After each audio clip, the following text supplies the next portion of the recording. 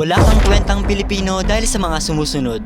Unang-una, wala kang pakinabang. Hindi ka naman bulag pero hindi mo nakikita ang mga pangyayari sa bansa. Binubulsa na yung pondo ng mga projects pero hindi ka pa rin bumuboses. Ang tagal matapos sa mga proyekto, sira-sira pa rin ang mga kalsada pero hindi ka pa rin umaaksyon. Puro ka reklamo te. Wala kang pakinabang kasi hinahayaan mong abusuhin ka. Sinasanay mo kasi ang buhay mo na abay, normal lang ang mga nangyayari sa Pilipinas. Kapag wala kang interes sa mga gantong usapan, legit te, wala ka talagang pakinabang.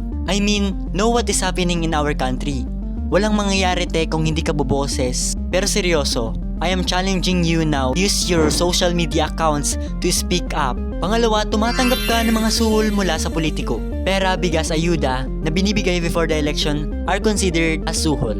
Kahit sabihin mong boboto ka naman ng tama, mali pa rin yun. Nanggap mo nasilaw ka, binibigyan mo sila ng rason na okay lang yung ganun. Parang normalize na sa'yo na kapag season of election, season of bigayan din. Tandaan mo na we are in a democratic country. Dapat mas mangibabaw ang democratic processes kaysa manipulation. Hindi rin lahat ng tao boboto ng matalino at tama. May mga taong sadly mahirap, walang pinag-aralan at mahina na kayang-kayang madala sa pera kapalit ng boto dahil sa utang na loob. I know some of you would say nakakatulong naman talaga ang vote buying financially. Maybe oo, pero think of it. Kaya naman pala madami ang corrupt kasi madami din ang tumatanggap. Mawa kayo te, yung perang yan panandali ang sigla lang yan. Saka remember te, krimen ang tumanggap ng pera o vote buying or vote selling. Kung ayaw mo makulong, wag ka nang tumanggap.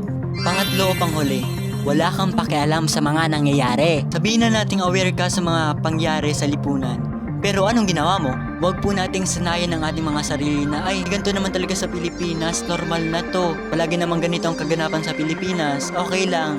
Be, mga kuya, ate, kailangan mong umaksyon. You can do it through social media, assembly sa barangay, pagsali sa mga organization. Kailangan mong mag-speak up. You need to act. You can use TikTok, Facebook, YouTube to encourage everyone. Kaya tayo inaabuso ng ilang mga politiko kasi wala tayong pake. Disclaimer ulit, hindi ko naman sinasabi na perfect ako. Ito na rin yung way ko na mag-encourage ng mga kabataan mabuksan ng isipan. I am using this social media in order for you to enlighten, ma-encourage na mag-voice out.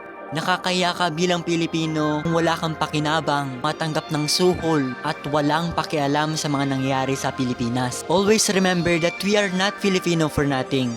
We never settle for less. Yun lang.